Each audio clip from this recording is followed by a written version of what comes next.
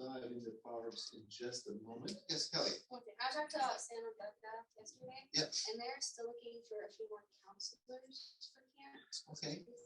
So anybody want to be a counselor? Yeah, camp in typically Utah, 8 months, 8 weeks, maybe 8, 9. I think it's a 5-week. 5-week program. That's what she said yesterday. Okay. And there's always you can go up for a week and help out if you would like to, but they're looking for some good people and they really like their group. Sure. Good. And Lord willing, we'll be there again as a group in August. The last week of camp. Do you recall the dates? Is it 10 through 12? Yeah, and question, are you bringing a preacher or can I? Well, you tell me who you're thinking. My dad. Later. Oh, your dad. Boy, you need to censor that. Okay. Sounds wonderful. Sounds wonderful. Yeah, so that's a neat event. That's a Thursday, Friday, Saturday. Does it include Sunday? I forget. We'll come back. No, Sunday. you wanted us to come back. Yeah. Very good, very good. So the 13th, we're scheduling Larry Robbins' 40th anniversary and Dean Hendricks' 20th. So as long as I'm back for that. Sounds like a good plan. You gonna drive with us this time or you flying? I'm not sure I'm gonna do. Okay. Yeah. Sam is also going to that too. Good. If I could get Jake and get him motorcycled up, we need to go a little early. A little bit riding in the sand. All right, I mean, if you want to get beat again. Yeah, he did spank me. Yeah. Okay. We have this conference coming up in June of 2024, and we're going to be inviting at least 6 of our sister colleges, Bible colleges, to bring their summer kind of promotional teams with us. Hopefully, for each team to do a music package before the 7 services. So I do these 7 groups of 6. And we're hoping to have them stay longer to do a college career event with us, possibly climbing a 14 or some other things.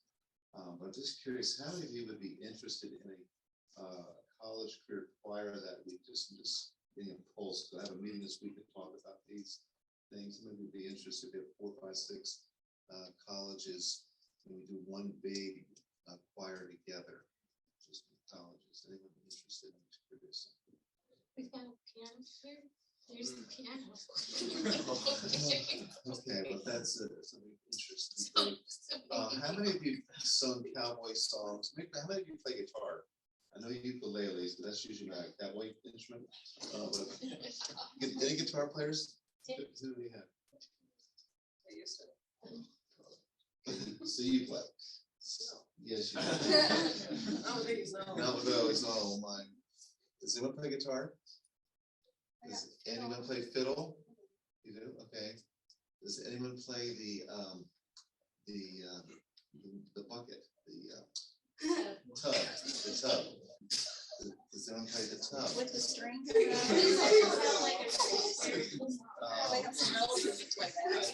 Harmonica? Anyone play harmonica? Okay, just curious. All right. Anyway, we're going to be Proverbs here, 19 through 24 today. Next week, we'll finish the book of Proverbs. The following 2 weeks, we'll hit Ecclesiastes. And then when we finally get into the month of March and April, we'll get a group of men together with me. And the ladies will meet, at least we'll find 2 different rooms, this room and another room. And have a great time together studying Song of Solomon. We've been working on a study guide for it the last couple of weeks. And hopefully you've got a really neat document to work through with us on that matter.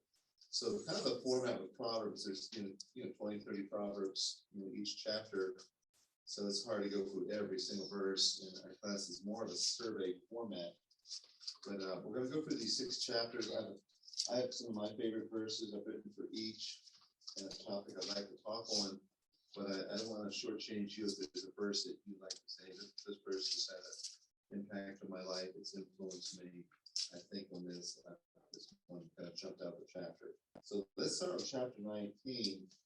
I like the word in verse 1, better is the poor that walks in his integrity than the smooth talking individual that's described as a person. So integrity, wholeness, character, just say this person's got character. You can count on them if they've got integrity. So I like that text.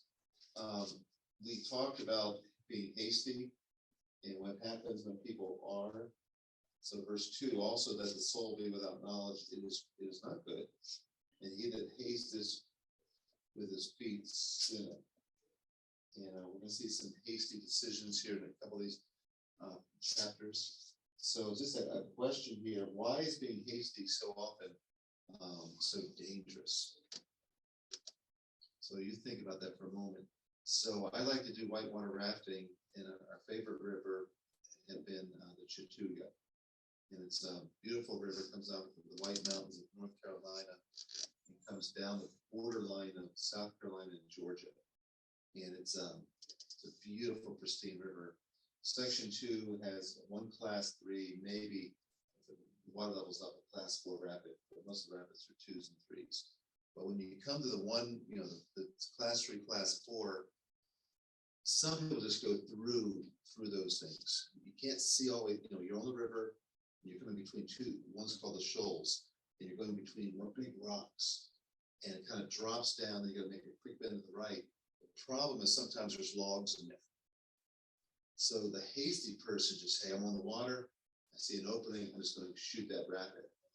And so what we would normally recommend is to stop, pull over to the side, maybe get up on the rocks, and chart out, make sure it's clear first, and then chart out an action plan. And that's a good thing, because those rapids, the shoals, then the narrows, and then the ultimate rapid, which is the Bull Sluice, people just do it hastily, just run through it, and they die. There's one person every year that dies, not the same person actually. One person dies every year in the Bull Sluice, every year. It's usually just bust through it. They don't think through it. On section 2, 3 ago, there is a sign that says if you have any trouble with anything in section 2, do not go further, you will die. Basically what it says. And that's on the sign, and so it's like, Yeah, you have stop troubles to in read those the rapids. sign. Okay, so in this case, being hasty, bust into a rapid. Yeah. Not just being hasty, not thinking of looking at it, you could die. Okay, so dead. But why do we do this hasty thing?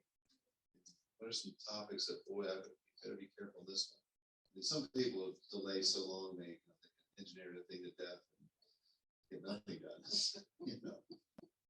So why are people so hasty? And what are some areas that, boy, I think you better go slow on this one? What are the spiritual rapids that you might encounter? Got to be a little careful. Maybe you can illustrate this by a hasty decision that didn't turn out well. Or you haven't lived enough life to find all these hasty decisions. Yeah. I usually forget things, and when I'm in a hurry, I'm more apt to make mistakes. Yeah. We'll do, first month we'll do finances. If we get in a hurry, we'll make mistakes with the math. Or forget something, overlook something in a hurry. That can be painful, I think. Yeah, any other, go ahead. When I moved out here, I was in a really big hurry to find a vehicle that was reliable enough to bring out here. Okay. I wasn't super comfortable with the stick at the time, but I bought one and moved out here a month later. And then I learned how to drive it in the mountains and I messed up.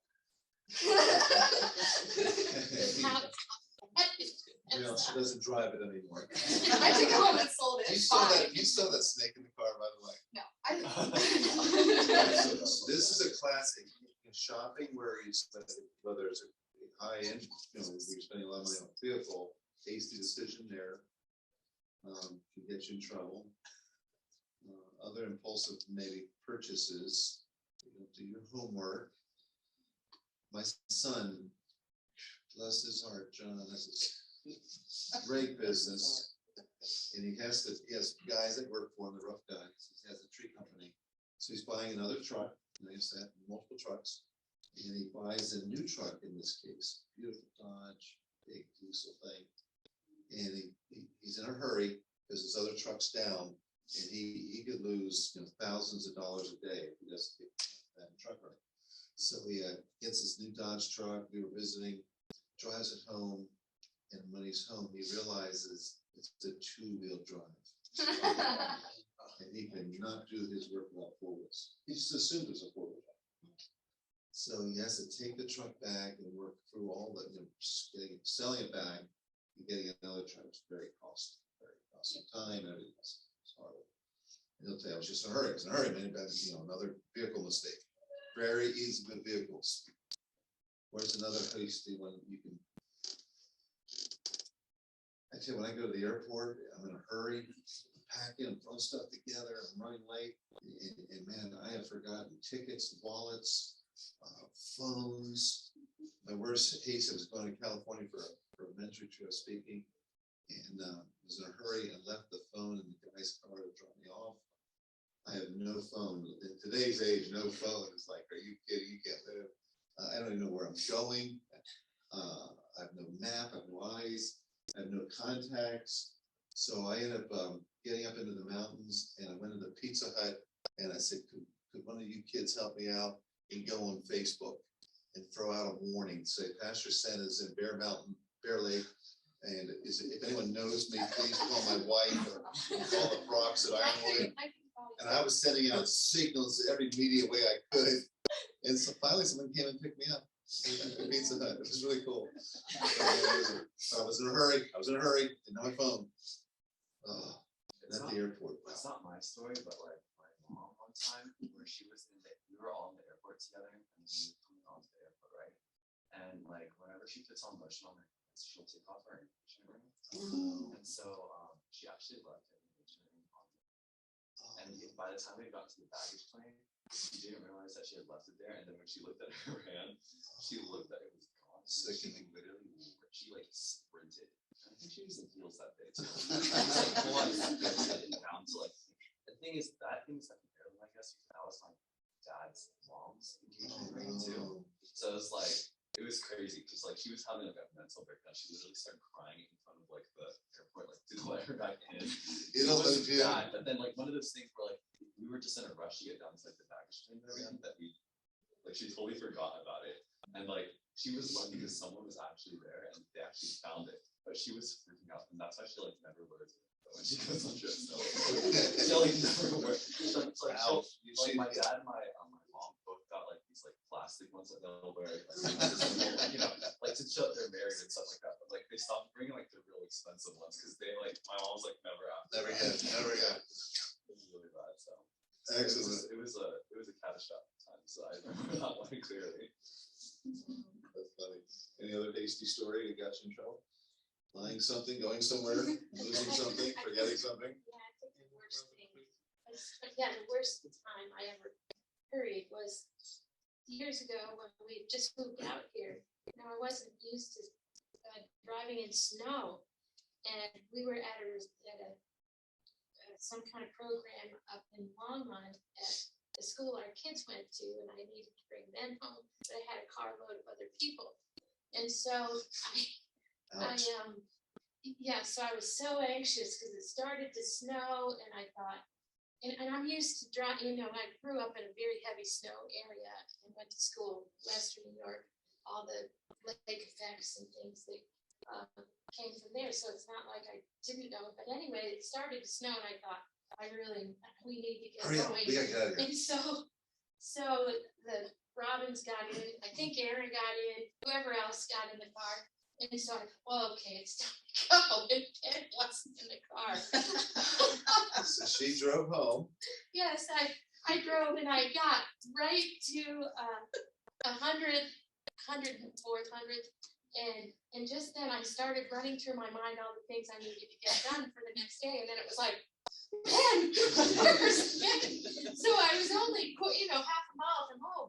So I run in the house and said, well, I've done something terrible.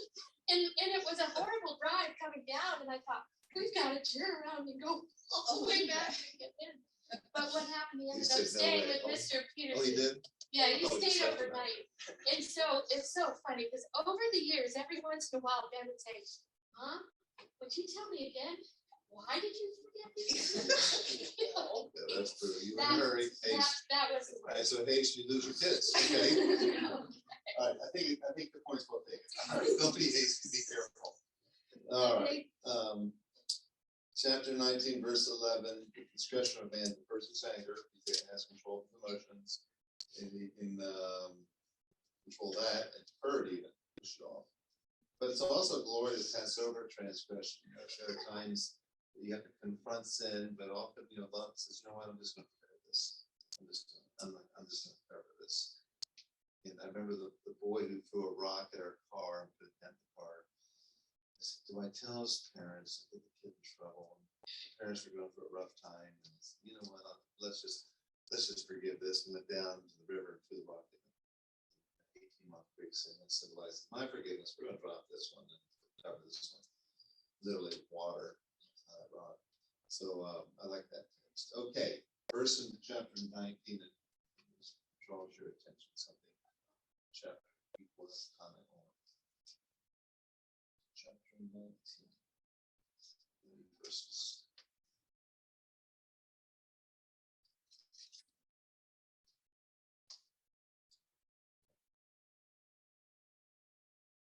Like verse 23, fear of the Lord leads to life, and whoever has it will satisfy. He will not be visited by it. It's good. What's the middle phrase after the fear of the Lord? Leads to life, Leads to life, and then and whoever has it rests. good. Fear of the Lord, you know, you enjoy life, it's full. Rest, peace, and then the last thing here. Sense. Good, excellent. Anything else? Chapter 19. Okay, so chapter 20, let's put it there. I want to talk about verse 1 a little bit more later, but I'll just read it. Wine's a mocker. Strong drink is raging. Typically, the strong drink in the Bible are your non-grape based alcoholic drinks. So it could be beer, it could be whiskey, it could be anything that's not grape related is kind of how the lexicons will deal with that. So wine's a mocker, strong drink is raging, and whosoever is deceived thereby is not wise. We'll talk about that in a moment. Verse 3, it's an honor for a man to cease from strife. Just lay it, quit, just quit. Don't add any more wood to the fire. Don't meddle. Just leave it alone. You know? But it's the fool who keep meddling, and keep talking about it, and keep, just adding stupidity to the problem. And you'll see this happen all the time with people. Where let's just stop. Quit meddling. Quit. Just let the thing die. Leave it alone. Don't go. People gotten involved. Leave it alone. Don't meddle. So you ever get in those situations or watch people? They get into stuff they have no right. It's not their issue, and they get involved. They get stupid, and rather than help, it just makes the thing worse. You just ever seen anything like that? Yeah, if you haven't, you will. So it's a good text to recall. So Proverbs 20 verse 3. Most of us will brag about how spiritual we are. Verse 6. Most men will proclaim everyone's own goodness. Most people say, "Man, I'm a really great person, good person. Look at me, look at me, look at me." But the faithful person, it's hard to find. He doesn't brag, or she doesn't brag about how spiritual they are. So the person telling you how spiritual they are usually isn't very spiritual. I like verse 14. It's nothing, says the buyer. But when he's gone away, then he goes. And when you buy things or sell things, there's games people play. Games people play about the price, where they get a steal, but they really get a steal. And they brag about their savvy in buying or selling things. An interesting verse there. Young men, it's their strength. And verse 29, for the young men, it's their glory is their strength. We have that. The older men, hopefully, it's their wisdom and experience. We see related to the gray head. And yesterday we were moving Bob Campbell back into his house. We had some young guys and old guys. So old guys, we were managed. And then the young guys lifted the heavy stuff and took it in. We directed. Helped load. But it was a combination of strength and wisdom being worked there. Okay, chapter 20, verse that comes to your attention. Okay. 4, the sluggard does not plow after the autumn, so he begs during the harvest and has nothing. And then 13, do not love sleep, or you will become poor, open your eyes, and you will not be satisfied with food. Because I think like in our society today, everyone's real lazy. And hard work is miserable. Hard work is miserable, and it's just, it's nice. Yeah, and I have a feeling your parents, your dad, he was a hard worker, and that kind of was passed down to you and the kids. Makes a difference. Yeah, good work ethic. But yeah, there are people who are just lazy, they don't get the work done in a timely manner, and then when they have a need, they don't have what they need. And then, like she was pointing out here, love not sleep. Nice, get up, get to work. That's hard. Sometimes you just want to sleep, just turn over. Sometimes sleep is an escape. I've watched many kids in a dorm room sleeping half the day away. Bike trail, you go to the roofs. Yeah, they're sleeping all the time. Playing video games and sleeping. Yeah. Okay. So maybe you needed that. Okay. Anything else? Chapter 20. What about verse 20? Okay, go ahead. من ساب أباه وأمه ينتظر سراجه في حديقة الله. And usually I'm seeing that in America, when the kids grow up, nobody stays with the parents. You can do or what you can explain about this. Yeah, this is, you pointed out a great verse. And it's talking about a son or a daughter that's disrespectful to his father or mother, and the disrespect is pretty harsh, where they're cursing, they're speaking very poorly of their parents, and it's just not vulgar words. It's I wish you were dead. It's just asking God, I wish you'd kill them. It's kind of curse them, judge them, get them out of my life. And what happens here is his lamp, the person who's doing this disrespect, should be put out in obscure darkness. That's kind of a hint towards the outer darkness described in the New Testament that relates to hell. So, out of all the commandments, the 10, one with the promise of quality life, quantity life, is to us to honor our parents. And, some of us have had difficult parents. I won't lie. My mom and I, she's a really good woman, good character. Admire her for her character, but she's also my mom. So I'm gonna honor her. But my dad, he had problems, alcohol problem, other problems. Despite that, man, I tried to honor him. I still want to honor him. I don't care what I say about him. I don't honor my parents, I'm not a person. I never sit down. I should kill my dad. The weekend he died, we had tickets to go see him. Pennsylvania. We just purchased not a laptop, an iPad. Trying to help him communicate better with the family, and just trying to honor all the way. Hopefully, it was dying day. So great text. And in America, in the Asian cultures, I don't know if your Uncle Lloyd, man, he talks about his dad. Your granddad's not a little harsh. A little demanding, but he tried to speak very respectfully, honorable about his family heritage. And the Asians especially honor your elders, honor your parents. That's a good thing. Okay. Anything else? Chapter 20. I want to say something. Recently, I read an article that over 50% of young people, children today in America, are living in a single parent home. And so I'm thinking a lot of this stuff that we see, the lack of respect and so forth, all the broken homes and whatever leads to that, behavior and so forth. And so I feel like, parents, that generation today is kind of forgotten what we need to talk about. The feminist movement, that's huge in America. We had Elizabeth Warren running for president saying, we don't need men.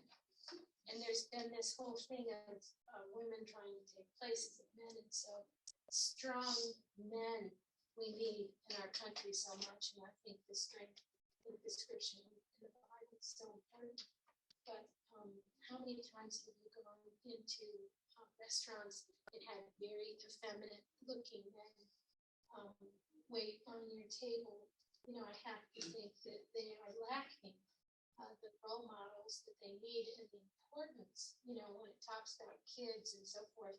In today's world, it's always focusing on mom as if dad doesn't count. It's really a terrible thing.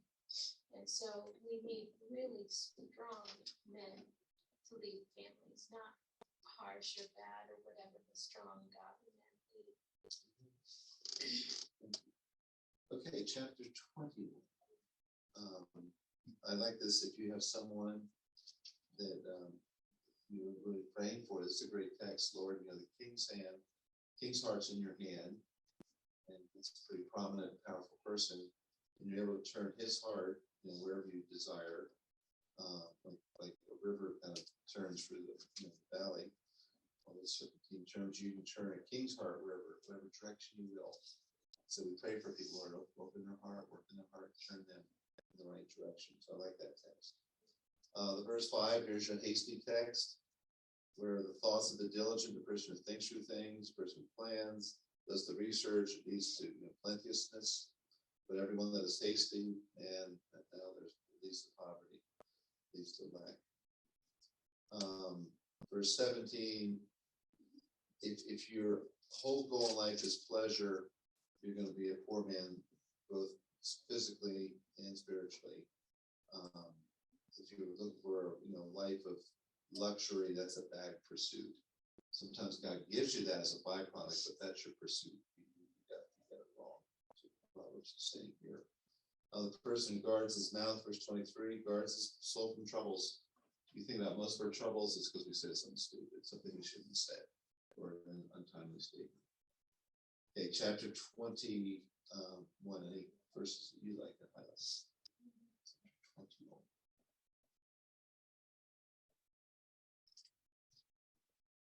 Okay, so chapter 22. Any verses that grab your attention here? Chapter 22. You might know after verse 20, there is what is called the 30 sayings. It goes all the way into chapter 24, verse 22. Is that collection of 30 proverbs. So a lot of neat collections here being shared. A good name is rather be chosen great riches. Boy, to have a good name. I was talking to a guy. I was driving down to Golden on Friday night. I was talking with a guy in North Carolina for 30 minutes. And he said, "Yeah, I'm going to take a lot of bad decisions. I just want to have a good name, and I feel like I'm not damaged to that." So, yeah, probably. Good name is rather be chosen. So you want to have a good name. The prudent person, verse 3, sees problems ahead, sees where their choices, if they make the wrong ones, where it will lead to. The naive person doesn't look ahead, just busts forward and makes a mess of things. Verse 4, by humility and fear of the Lord are riches and honor in life. So the pathway to honor and riches, Solomon's viewpoints is pathway of humility and fear of the Lord. Verse 7, this is something you want to very much guard against, is debt. So verse 7, the rich rules over the poor, and the borrower is servant. You're a slave to the lender. So this is something where young men, young women often get in trouble as they get a lot of debt. And they just put a lot of pressure on themselves. So, for some of you in college, the school debt is really hard. It's real. It's expensive. So you may have a college loan, and that may be a good investment. And that might be a justifiable debt, school bills, to finish things up. For us, we were married and had 10 years of school debt. It's $50.20 and $51.19 every single month out to Mr. Stafford. Yes. So loans every day, every month. Where are areas where it's easy to get in debt? What would be those areas? Where you see a temptation, maybe you are in debt in these areas. Where's it easy to get in debt? It's outside of your control. Sometimes health puts you in debt. That's out of your control. What is some areas that you could control that could lead to some overspending or some debt issues, but at the end of the month, you can't pay it. You have to carry it over into another month, usually of interest. Okay, Sarah? Yeah, cars are, car is where people get in trouble. So I'm not saying it's wrong to get a loan for your car, but make sure it's within your income and your budget, because if it gets beyond that, you're not gonna like it. So my brother Bruce buys a Trans Am with the big feathers in the front, the big wings in the front. This is a Smokey and the Bandit car, and it was a screaming car. And he paid for it cash, good for him. But he overlooked one little detail as an 18-year-old or 17-year-old. And what was that one little detail? Taxes, maybe? Insurance. Taxes. 16 or 17-year-old with a big V8 convertible Trans Am. Yeah, he couldn't afford the insurance. He literally couldn't afford the insurance. He afforded the car, but not the insurance. He had to get rid of it. He lost money. Okay. Yeah, Pastor, me, my brother, before New Year, 2 weeks, we Yep. got our new car. And because we are literally new here and our driver lessons new, but we are good at driving because we was driving before. Yes. But they doesn't care. They're looking for your driver lessons and how you are driving here as a history. So the payment of the car is not problem for us, but in the beginning, so to just take that car off, you need the insurance. We called 6 companies. All of them wasn't under 800 full coverage insurance. A month. Yeah. Now after we got the car from the finance, and I was looking for another company. So with the Progressive, I just make it down to 600. That's hard. So Yeah, and these are things you don't know. You didn't, that's not, to your credit. You don't know those things. Sometimes you get calls and whoa, I didn't know I had to pay $600 a month on insurance for this particular vehicle. Cars will get you. You can overspend in cars. Be very, very careful. And what else would be another area you get in trouble with debt? Credit cards that you use for what purchases? What are the things that you put on the credit card? So when the bill comes in at the beginning of the month, you say, "You got me kidding? How much?" And then you look at the itemized list. What's on that itemized list? Things you really didn't need, that you needed at the time. All right. Eating out. Eating out. Okay, so eating out. Nothing wrong with eating out, but you look at that and you can easily eat up too much beyond what you're earning. So all of a sudden, whoa, and that added up quickly. Okay, so you got to be budgeting how much can I eat out? What's another area that can be just eat away at you? Rent. Yeah, that's just hard. Rent out here is crazy. Rent's crazy. Yeah, that's probably another category. You have to again pick a place you can afford. That's hard here. about that, maybe it's hard for some people who is came here like you. I have a people I know them. They are here since 3 years. But the mistake they did, they was a really hurry up and to buy a house. Yeah. So that's how they has to pay every month around 4,000, and it's gonna be for long term as well. So it's gonna be destroyable for a person. And unfortunately now they are 2 young boys and a sister. They are working and paying rent with everything, but they are now both not working. So that is kind of a problem for them. So it was like a lesson for us to not do that mistake because they did. Can you imagine? Could you afford a $4,000 mortgage payment every month? Some of you say, I don't make $4,000 a month. I get it. That's the problem. Usually, you want your housing expenses, your rent or mortgage and all your utilities to be less than 40% of your income. Okay, so be careful. Don't get yourself in too deep a hole. Work your way out of the holes. Don't be a slave. It's a great text there. Verse 24. There's some people that are just, not just grumpy, just they're angry people. In verse 24, make no friendship with an angry man. And with a furious man, thou shalt not go. Stay away from it. In some cases, you can't help it. Maybe family. Sometimes it's someone you have to work with. But when you have an option not to hang out with, stay away from it because you'll learn their ways. You'll hear about their complaining. You then become the complainer. They're angry. You become angry. They're frustrated. You become frustrated. So be very, very careful how you choose your friends. An angry person, you certainly don't want to marry him. Well, I can help him. No, you can't. He's going to be a mess, and you'll be in counseling the rest of your life. Okay. And again, verse 27, you have nothing to pay if you're not in debt. They're not going to take away your bed while you're sleeping. So there's a debt, buying a bed. Right now I've got $400 in an envelope to buy some lady a bed. So I'm giving money to get this person a bed. Okay, whatever. So, can I get a bed for $400? Barely. Very cheap, very cheap mattress. Right, any verses in chapter 22?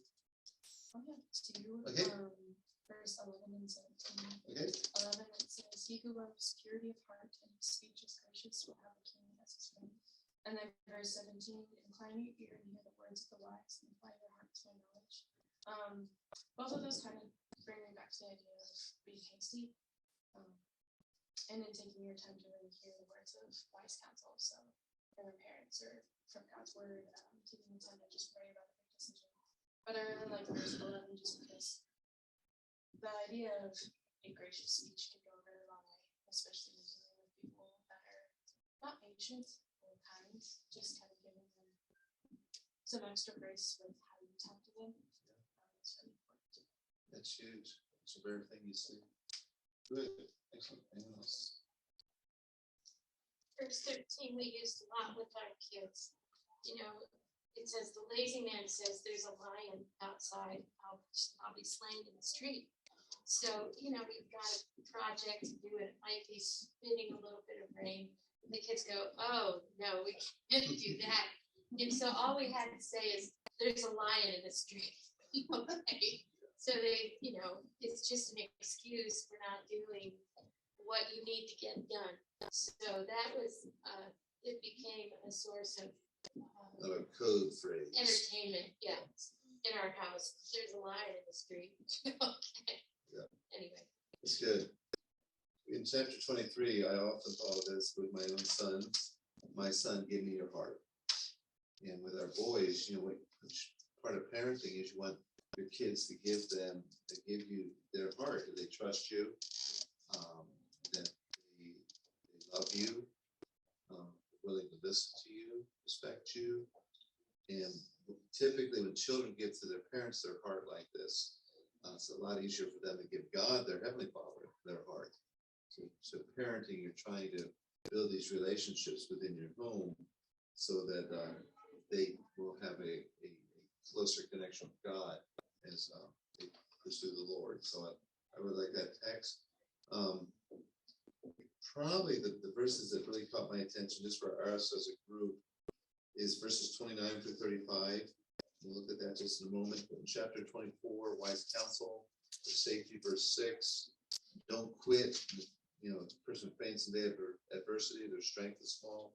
Verse 10, hey, if you fall and mess up, you get up. You get up. 7 times the just man, he may fall, but he gets up, keeps getting up. It's the unsaved guy that doesn't get up and get back in the race. Don't rejoice when your enemy falls. He stumbles. Let's Lord see it. Turn the problem away. So, but I thought this would be something here in verses 23, chapter 23, 29 and following. This is something you have to evaluate, perhaps you already have, and have made decisions in, but it's again back to the topic of alcohol. So with my background, man, I'm death on it. I saw what it did to my parents, my family. It was just like, wow. And then I saw what it did to me and others. I have friends that, that are 6 feet underground because of it. Hitting trees, hitting cars, taking their lives. I got a lot of people dead because of alcohol choices. So I'm a little severe on it. But you've got to make decisions. The Bible is very clear on drunkenness is sin. talks about the wine bibber here, the drunkard will come to poverty. So there's no question that that's wrong. You know, all of us would agree on that. We believe the Bible. Drunkenness is wrong. The next thing is, what about drinking socially as a believer? And each of you are going to have to make up your decisions on that. That's a believer priesthood decision you make. And what you've got to think through is not only how it affects you personally, but how it can affect others as a stumbling block.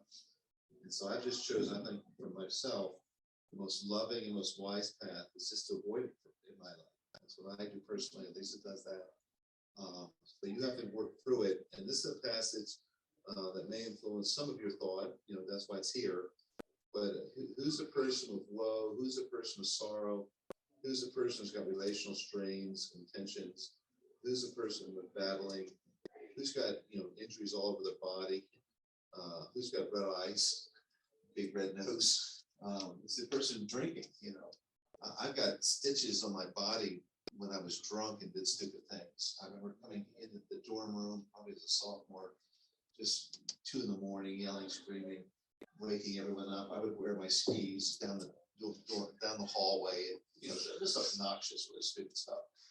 And I slammed the door to wake up my roommates, and I was so drunk, I slammed the door, but I had my hand in the door. And I slammed it as hard as I could. I just about took my finger off, blood everywhere. And I didn't feel anything then. The next day I felt, got all stitched up. That was just stupidity. I was drunkenness, you know, wounds.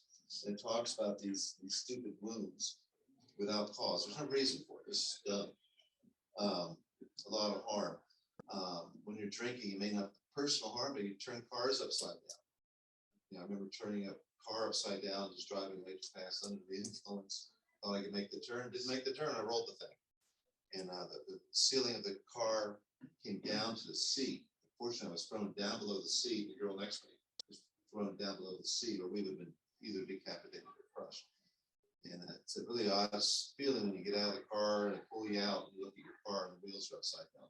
You're facing the moon, and you just destroyed another car. So I had my own car graveyard, you know. So it's not funny. It's just hard. All these cars are all my cars I killed, you know, in these years.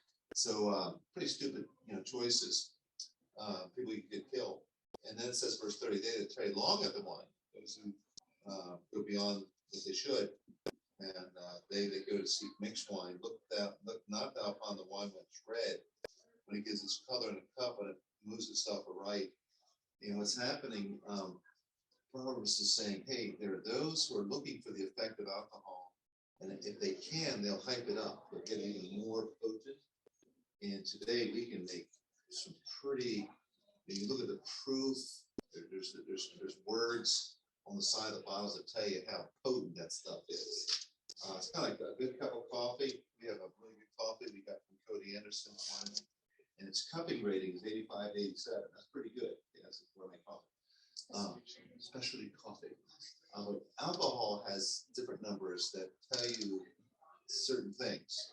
And this text is saying, don't go looking for the effect. Don't go looking to hype this stuff up. You get a heightened, you know, drunkenness, because this is what will happen. Verse 32, and at the last, it bites like a serpent, stings like an adder, a poisonous snake.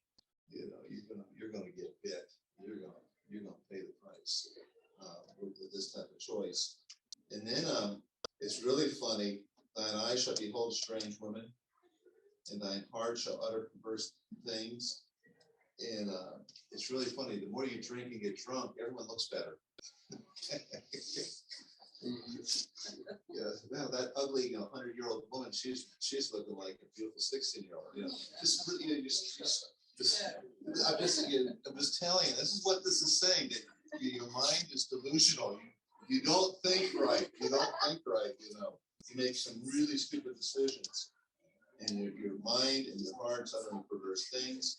Yea, thou should be as he that lies down in the midst of the sea, or as he that lies upon the top of a mast. I mean, you're just being tossed to and fro. You're at the you know, control of the boat, the waves.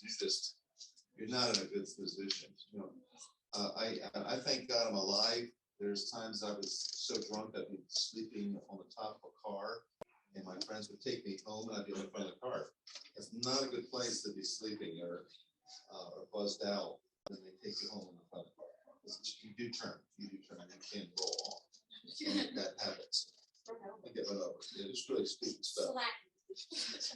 And then they have strictly, thank you, honey. It's very graphic. They have strictly made I was about to say I was not sick. They beat me and I felt it not. When should I wake? I was sleeping yet again. You know, here's the drunkard. He's so drunk, he gets in a fight, he gets beat up, he don't even know it, you know.